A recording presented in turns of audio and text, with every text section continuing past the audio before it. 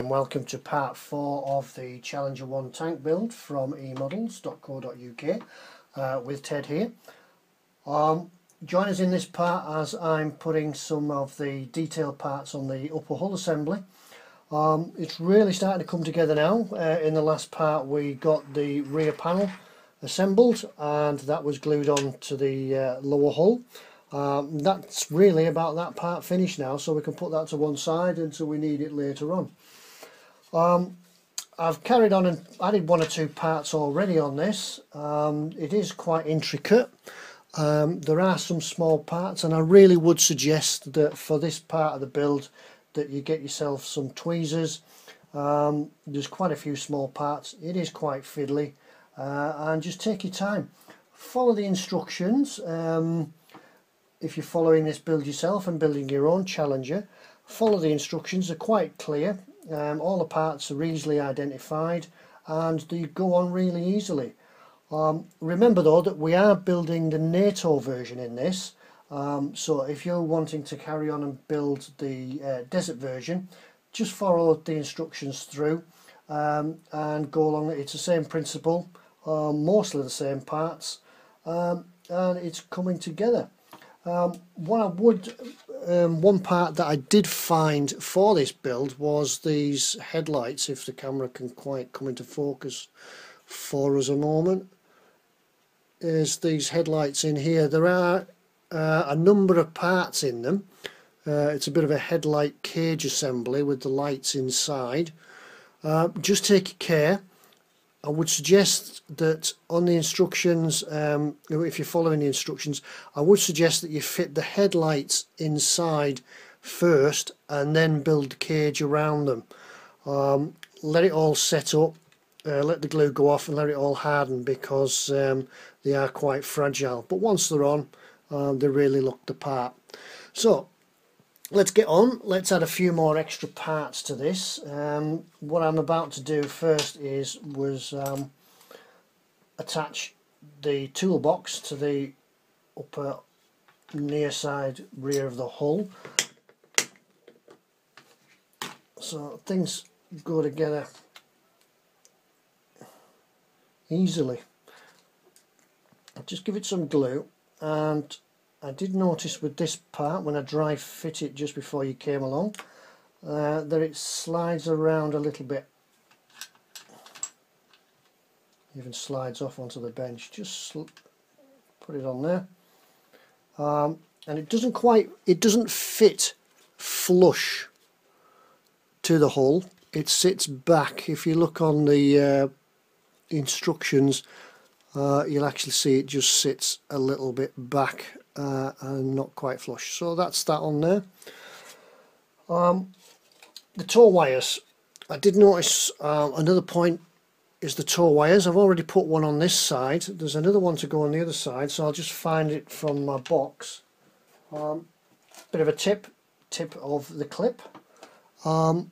Look for these. These are takeaway tubs that you get from the local takeaway. I find them ideal for storing sub-assemblies, parts that you're going to need next. Keeps everything together. Quite a secure lid, and really handy for storing everything. You'll even see that I store my paints and everything in them. Soon have quite a collection. The hull and the tow rope. You'll find that on the instructions it says to stick it to the side of the hull, but there's really no indication where to stick them, where to glue them. However, if you shine it into the light, you won't be able to pick it up on the camera, but if you shine it into the light you'll actually see there is a little score line of where to put these tow ropes. What I'm going to do first is first of all make sure we got it the right way up. Just having a look on your instructions, get it the right way up, and just glue one end. Just glue the one end in first.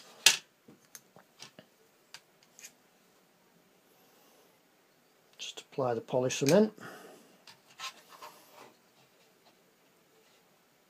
Apply that piece in first and just hold it on this on the indentation just on the hull. Just hold it on and the next bit will all line up itself. There we go. That's that bit grabbed a bit there. This piece here, find my glue brush.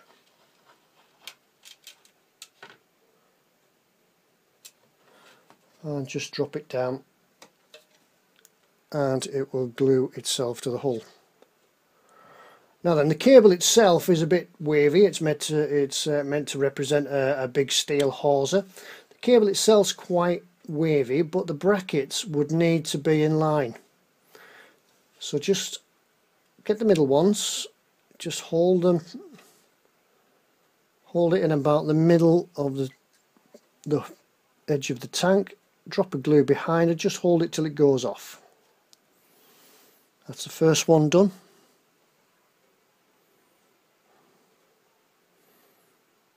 Okay, and then the rest, just lining them up really by eye. Doesn't have to be perfect.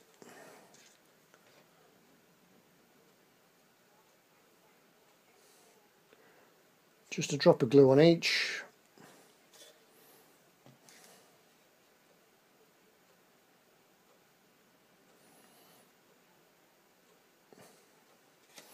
Just look along them, just look along the fronts, just check that they're all in line, so that the brackets themselves are lined up, but the cable itself is wavy and not the other way around.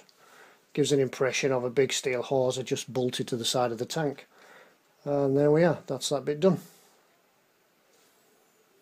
So this part really does come together quite quickly. There's a few parts I've got on the bench here.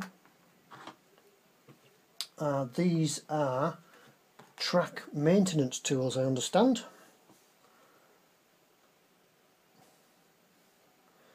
These are on the NATO version of the build. If you're doing the desert version, you won't actually need these parts because there's some chobham armour that goes on the front of the tank and you won't need them. So just putting those on there.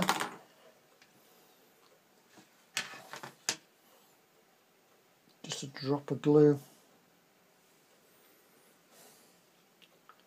Just hold them in place. There we go. This is a big lever for adjusting the tanks.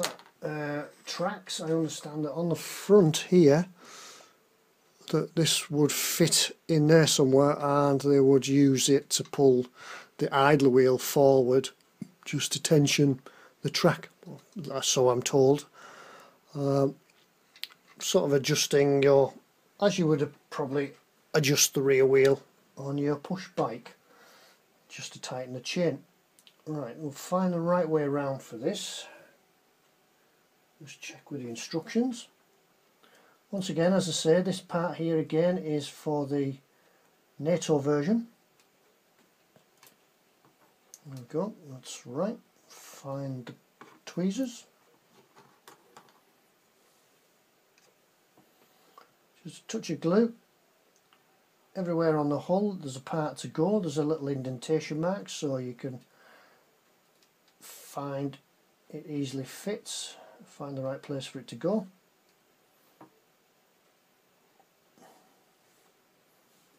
That's that bit. Now there's a type of a bracket assembly.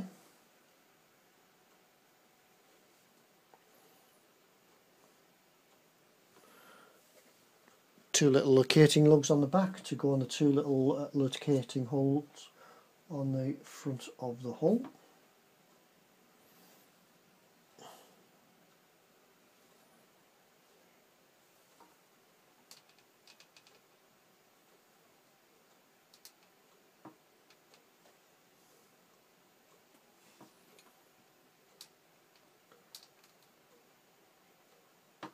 Okay, I think that's about all done now. There are some more parts to fit onto the front of the hull.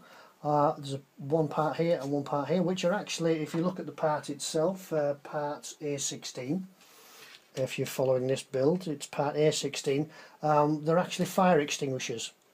Now then, I intend to leave those fire extinguishers off for the time being, because once they're painted, there's provided some decals for them, and I think they're going to be a little bit fiddly just to try and apply the decals onto them if they're already glued to the tank. We'll leave them off for the time being, and hopefully remember to apply them when we've done the build. Next part, let's have a look in our box of bits. Is a wading bar.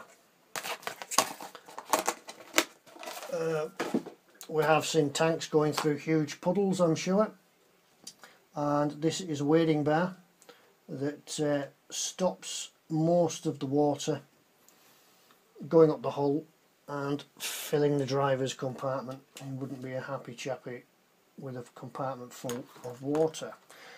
So this is a wading bar just to deflect the water away from him. Easy to go on. Once again, there's a recess into the hull. There's a locating lug on the bar, on the wading bar itself, and it fits in there. Fits in there like that.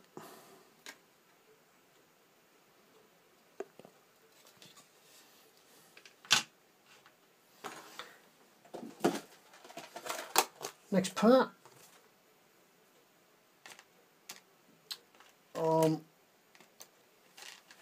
is a piece of, I'm not quite sure what these bits are. I believe there are bits of rubber, just to prevent the tank, the gun, just bouncing on the tank itself. Whether that's right or whether I'm misinformed, maybe somebody could let me know what these bits of rubber are really for. Probably also some way I would think of keeping the tank dry, like the wading bar at the front if it was going through water. Maybe I'm right, maybe I'm wrong. There, go on.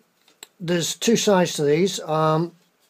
Make sure that the leading edges, make sure that when you put these parts on, the leading edges, the rounded edges, face forward. You can get them the wrong way around, but just make sure that the rounded edges face forward on the tank, and looking like that.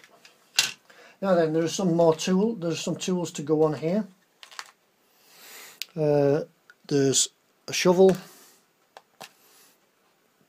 pickaxe head, I think that's probably the pickaxe handle, and a big lever bar. We'll fit them shortly. I'll put those, start and get those in position, and then we'll look at moving on to the next bit, which I think we'll start and look at the turret. Okay, I'll get these parts on, let the glue go off from what we've done already, and then we'll look at getting the turret parts out of the box and cutting them off and cleaning them up. So I'll be back with you in a moment. Okay, so that's all the detail done now on the upper hull with the extra parts added, the tools and such. One thing I did notice as I was sat, as the glue was going off and hardening off, I did comment before that the tools for the track tensioning weren't needed in the desert version.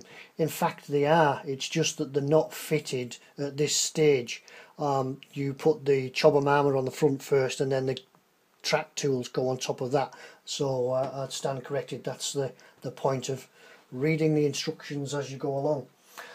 Right, so we'll put that now to one side. I've added all the extra bits on it, and it's ready for fitting into the bottom part of the hull. It actually sits on this clip here, and these two poly caps, poly bushes here, just a matter of sitting in there, and it pushes down on the front.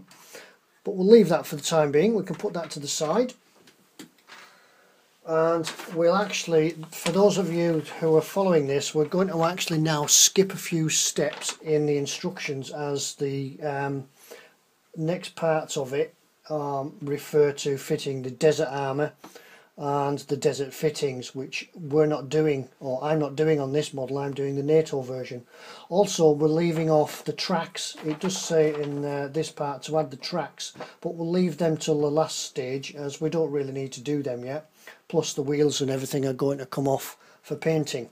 Anyway, so we skip a few steps and we get on now to the turret. So what I've done, once again, while the glue has been setting on the upper hull, I've taken some time and got one or two parts of the turret fit together. I have noticed in this, and speaking to one or two others that have actually built this tank, that there is a little bit of a bad fit, which is unusual for a Tamiya. There's a little bit of a bad fit just in here behind the rear turret bin. The bin itself doesn't actually meet the back of the armour on the tank. Now then, you can either leave it as it is, because as the extra fittings go on, you won't really see it. Plus it's hidden with the turret, the bin lid, which will sit on there like that in due course. And there's one or two extra fittings to go on the side, so that that little gap there won't really be seen. Anyway, we move on. We've added those parts, and now the part about fitting the gun. We have here the gun itself in two parts. There's also the muzzle, that piece that goes on there, and there's a part which I suppose you could call a breech really, which will sit in there, and this part is actually bolted on, so we'll get on and do that now, choosing up the right way. You will find that once again there's a right way and a wrong way. The barrel will go together like that, and the breech, we'll call this the breech, will actually only fit in one way. There's a locating bar in there for it to sit, so it'll only go in one way. So we'll make sure we've got it the right way up, which is that way up. It's actually bolted together, a metallic nut and bolt. That will sit in there like that. Put the bolt in, put the nut on. Bit of a fiddle, let's do it this way. Big fingers, little parts.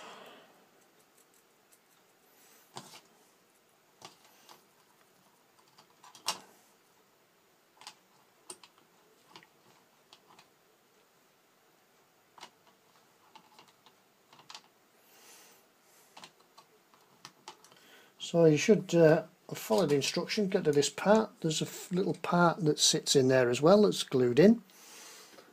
Take your Phillips driver and hopefully it should be able to screw it up. It does say to screw in firmly, but there's firm and there's too firm where you'll just snap it. Okay, that goes like that. Now the barrel itself, I found that when this goes together, it would glue together there, okay, but when it comes to the top end, it splays apart like a broken twig. So the way to get round this is to take the muzzle, and the muzzle you see on top of there is that's actually a rubber cap covering a highly polished mirror. That's the muzzle reference system, and that sits on the end of the barrel like that. So what I would recommend you do is take the muzzle, put some glue in the parts,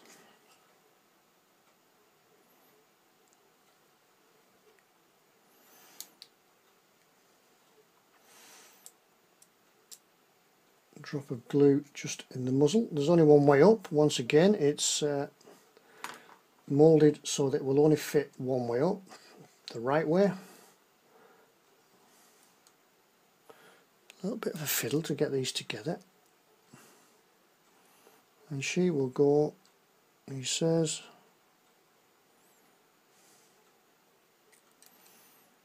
lost it.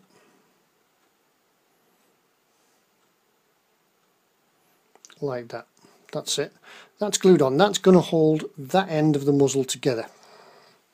Now then, just draw them together and just run a touch of glue into the gap. If you're using liquid poly, the liquid itself will run along the gap.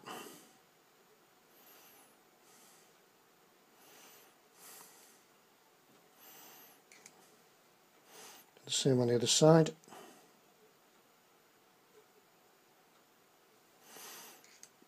Now it's a pretty good fit.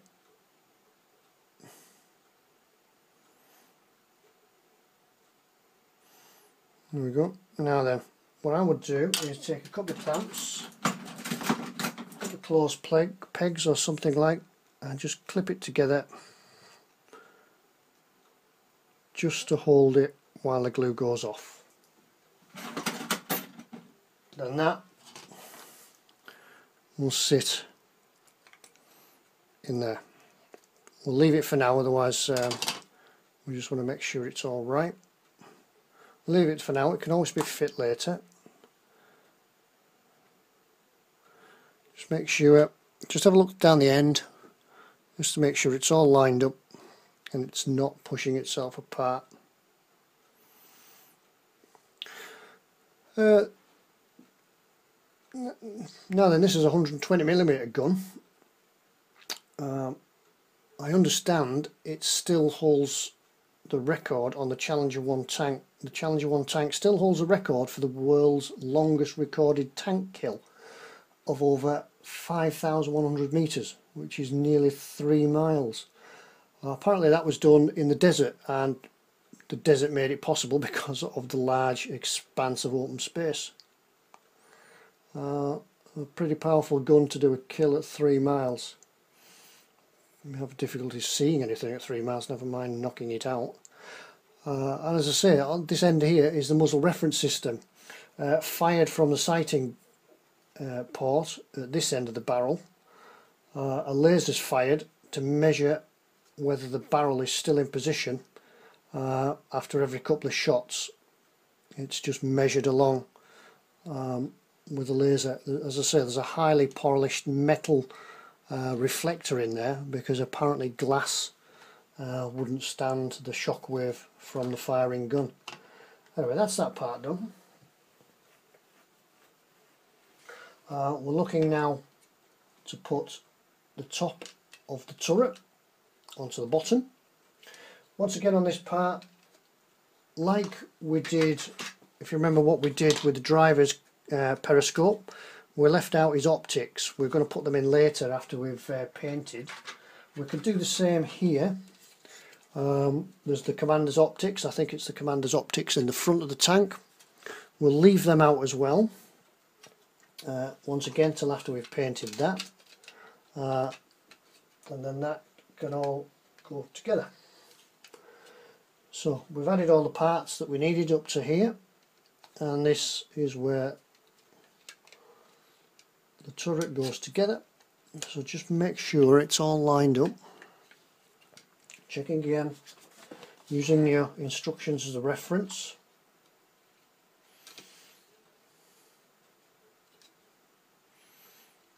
Yep, all good. Right, we take some glue and just run it into the gap.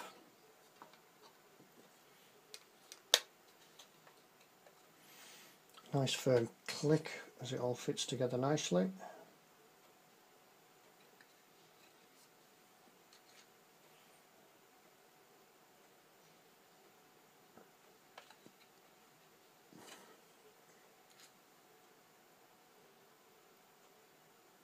Remember, not too much glue, just enough to wet the surfaces.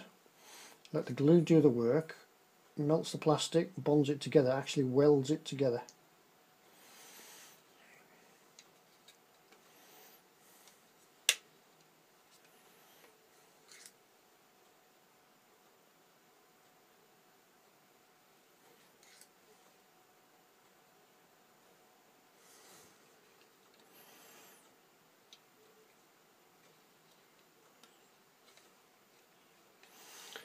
Okay, right, as the instructions say now, what we need to do is get ourselves some sellotape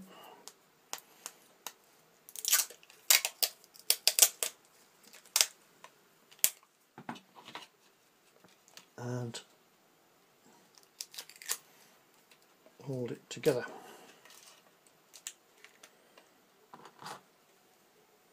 Just a touch in there.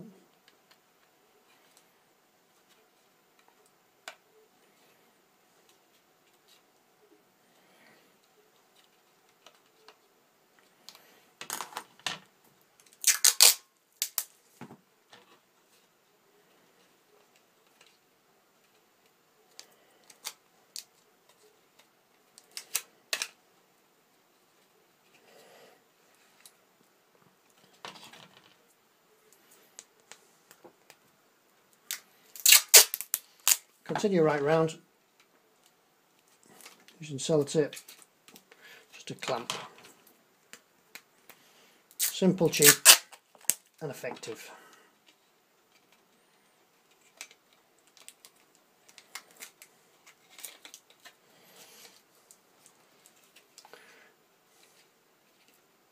Okay, there we are.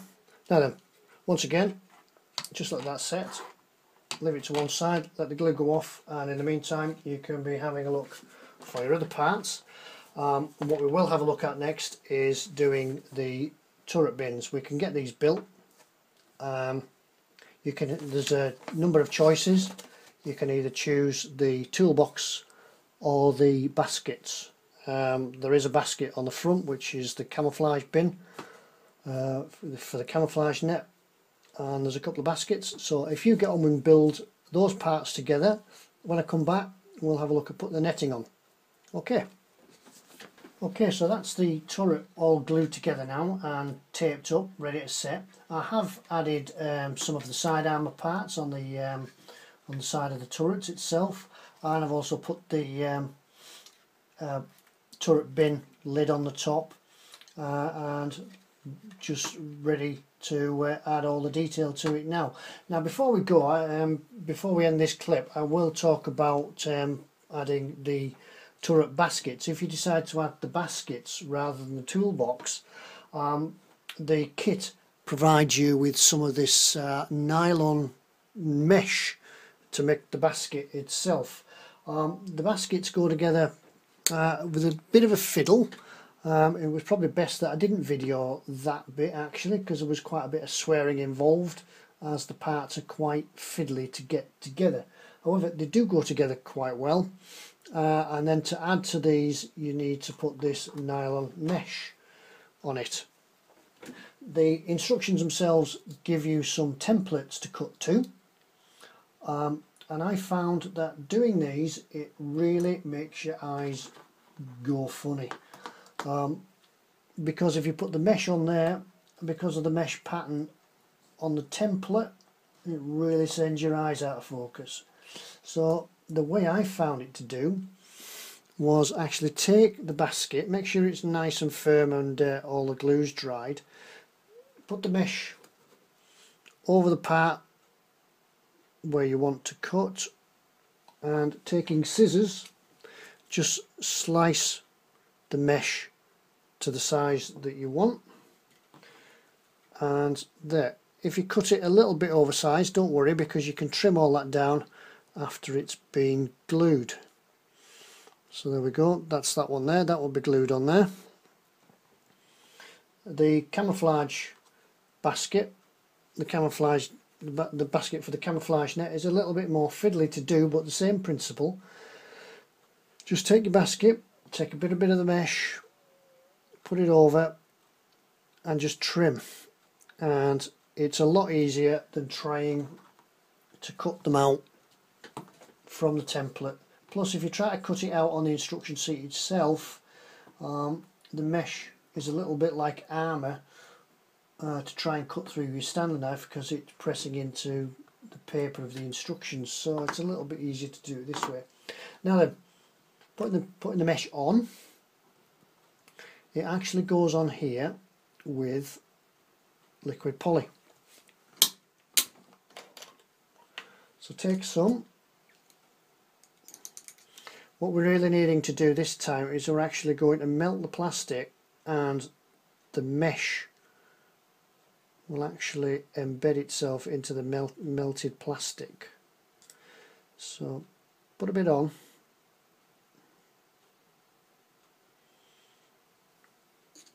and glue it in. Take your time with it, don't fiddle with it, just let it go in.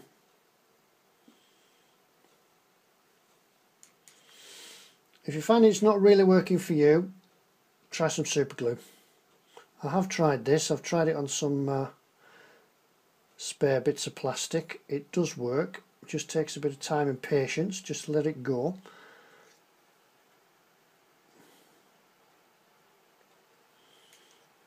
So you're trying to, that plastic will embed into the styrene, the netting will embed itself into the styrene.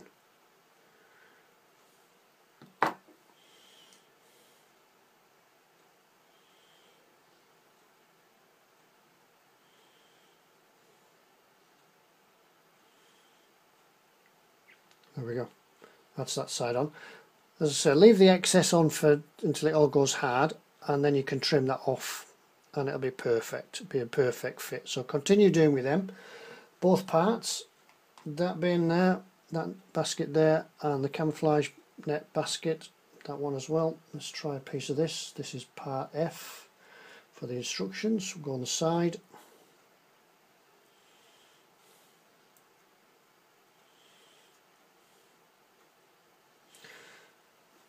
There is quite a bit of netting.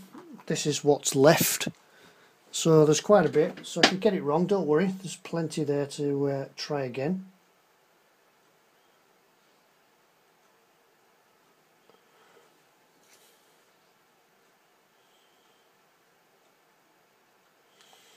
Just on this camouflage net basket, there's a few curves, so just do one side at a time, like we did on the other basket. Do one side at a time, let it go off, then put the next one on. Trim it to size.